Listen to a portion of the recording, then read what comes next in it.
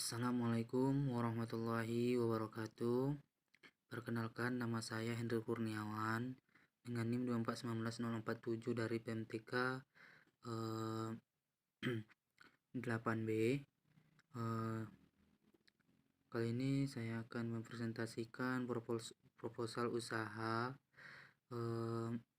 dimana ini merupakan salah satu ujian tengah semester yang mata kuliah kewirausahaan. Nah, langsung di sini saya ingin membuat jenis usaha, membuat es lumut anak rajo. Latar belakang yang pertama, bab 1, pendahuluan. Latar belakangnya ketersediaan minuman yang dijual di pasaran sangat memprihatinkan karena minuman yang dijual di pasaran rentan terhadap bahan pengawet. Padahal masyarakat yang meminati minuman seperti es misalnya sangat banyak. Melihat hal ini menjadikan saya terdorong untuk membuat minuman yang sehat dan berkualitas tanpa bahan pengawet bagi masyarakat. Biasanya masyarakat lebih suka membeli minuman seperti es daripada membuatnya sendiri. Oleh karena itu, dimanfaatkanlah usaha minuman untuk memenuhi kebutuhan pelanggan.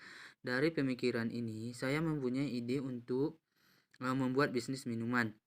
Nah, selanjutnya yang bagian B, ruang lingkup usaha. Proposal usaha merupakan bentuk pengajuan atau permohonan penawaran, baik itu berupa ide, gagasan, pemikiran maupun rencana kepada pihak lain untuk mendapatkan dukungan, baik itu yang sifatnya izin, persetujuan, dan lain-lain.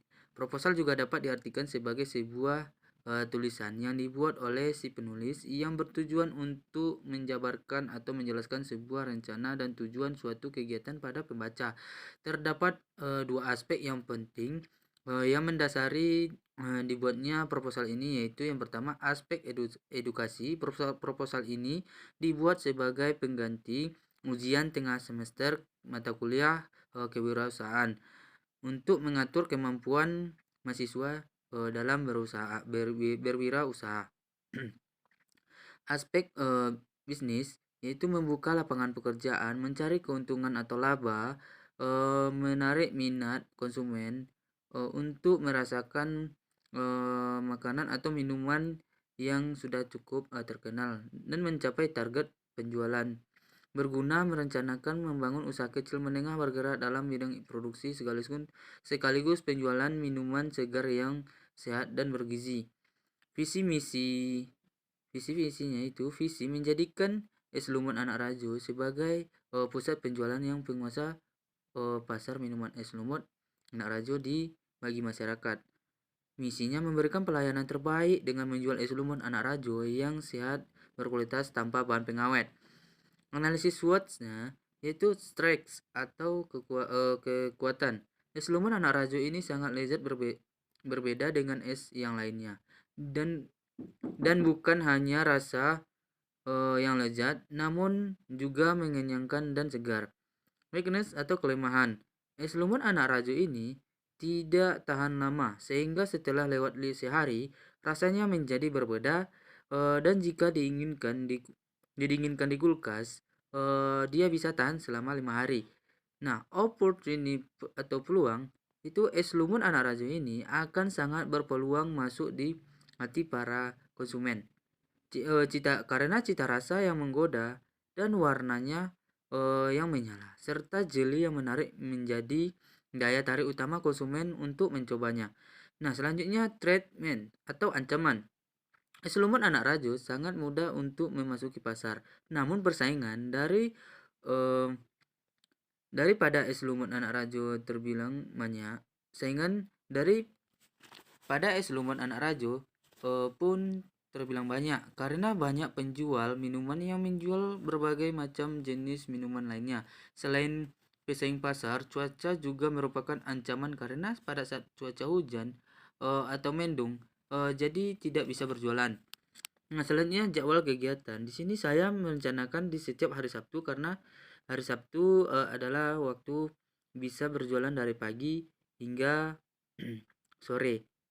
dan juga hari Minggu. Tapi di dalam proposal ini saya hanya membuatkan hari Sabtu dan tidak memasukkan hari-hari lainnya. Tapi di setiap hari usaha es lumut ini akan berjalan, tapi usaha ini akan maksimal di hari Sabtu dan juga hari Minggu gitu. Alasan saya menjual di hari Sabtu nih agar konsumen tidak pada bosan untuk membeli dan menikmati es lumut ini. Nah, selanjutnya itu masuk ke bab 2 atau tinjauan umum. Yang pertama, yang bagian A, aspek manajemen usaha. Nama perusahaan atau nama usaha yang digunakan dalam usaha ini adalah es lumut segar anak rajo. Alasan saya memakai nama perusahaan ini karena nama usaha ini karena nama yang menarik. Lokasi usaha yang saya pilih bertempat di Bukit Tinggi, di sekitar UIN Bukit Tinggi. Struktur organisasi di sini ada pemimpin, bendahara, tim kreatif, tim riset, tim pemasaran, tim produksi. Struktur organisasi dari perusahaan ini direncanakan hanya memiliki 4 karyawan dan 1 bendahara. Adapun perincian tugas-tugas karyawan tersebut adalah sebagai berikut. Yang bagi A, pemimpin bertugas untuk mengatur, mengawasi, dan mengecek tugas-tugas setiap tim. Bendahara bertugas menyimpan, mencatat, dan melaporkan semua hasil penjualan kepada pemimpin. Tim kreatif bertugas untuk mengembangkan usaha es lumut anak rajo. Tim riset bertugas untuk mempelajari tren macam-macam minuman, karakteristik, dan permintaan konsumen.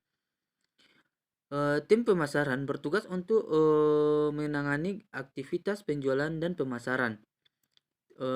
Tim produksi bertugas untuk memproduksi produk minuman es lumut anak rajo. Struktur ini hanya digunakan di tahun pertama sejak perusahaan beroperasi. Setelah itu kemungkinan akan ada perubahan atau penambahan sesuai dengan perkembangan usaha ini. Sehingga struktur akan berubah sesuai dengan jumlah tenaga yang dibutuhkan.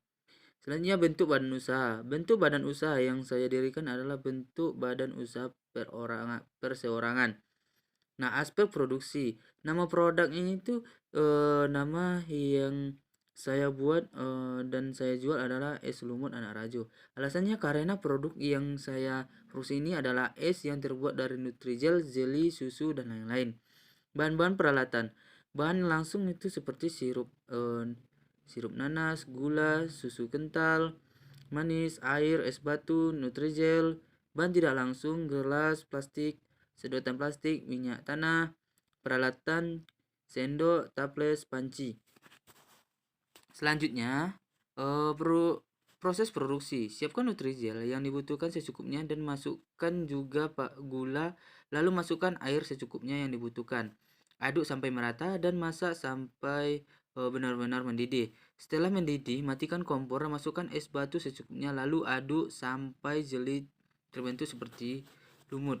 Lalu masukkan susu kental manis dan susu evaporasi. Aduk sampai merata. Setelah itu masukkan ke dalam botol plastik yang sudah disiapkan. Setelah itu masukkan ke dalam kulkas atau pendingin. Setelah itu siap disajikan. Contoh produknya atau contoh makanannya itu atau esnya itu ada di foto. Itu bentuknya. Selanjutnya kita masuk pada aspek pemasaran. Tujuan pemasaran adalah untuk mengenalkan produk minuman pada masyarakat sehingga masyarakat bisa tertarik dengan minuman yang kami promosikan sehingga nilai beli konsumen bisa tinggi, dan kami juga bertujuan untuk memenuhi selera konsumen yang makin hari makin meningkat. Selanjutnya konsep pemasaran. Produk ini kami pasarkan adalah jenis minuman es yang kami desain dengan inovasi yang agak berbeda dengan yang lainnya. Tempat yang kami jadikan pemasaran adalah wilayah kampus dan komplek perumahan agar pemasaran bisa laku cepat. Harga yang kami tawarkan cukup terjangkau dengan sesuai harga sudah beredar di pasaran dengan kualitas minuman gizi. yang bergizi dan teruji.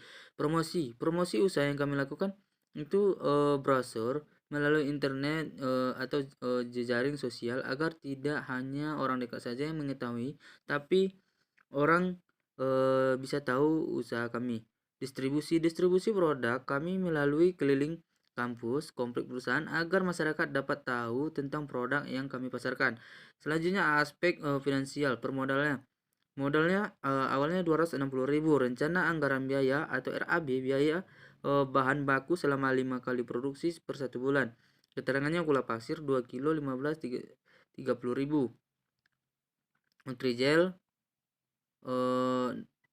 jadi seperti ini. Dari jumlahnya adalah 220.000. Harga pokok penjualan biaya bahan baku penjualan dibagi jumlah produksi, yaitu jadi harga pokoknya itu adalah 1.773. Harga jual produk yang seperti yang tertera. Nah, keuntungan yang tergapai, pendapatan sebulan selama 5 kali produksi, jikalau dia terlaris semuanya akan mendapatkan 1.840.000 rupiah. Itu jikalau habis semuanya sebanyak 150 buah. Dengan harganya BEP atau biaya tetap, harga per unit per variable per unit adalah 16.000 dikurang 7. Jadi 3.228 per gelas, atau harga pokoknya itu adalah 7.000. Dengan demikian menjual 3,28 gelas untuk mencapai unit titik impas. Berikut ini kami tampilkan beberapa laporan atau laba rugi. Penjualan 300 unit 3 kali itu jadi 21.000. Beban. Nah, kesimpulannya, berusaha merupakan mengembangkan usaha sesuai kemampuan pribadi masing-masing. Namun seorang wirausaha harus mampu kecakapan dalam melihat analisis SWOT, sehingga dapat mengembangkan usaha dengan baik dan lancar, tidak menimbulkan kegagalan produksi di tengah jalan. Maka seorang wirausaha harus merencanakan usaha semaksimal mungkin agar usaha berkembang dengan cepat. Seorang wirausaha harus terjalin partner usaha dengan pengusaha lain. Tidak hanya mendirikan usaha sendiri, tapi rintislah usaha bercabang agar kelangsungan dan usaha berpotensi meluas. Sekian presentasi saya. Saya akhiri. Mohon maaf apabila banyak kesalahan kata. Saya akhiri. Assalamualaikum warahmatullahi wabarakatuh.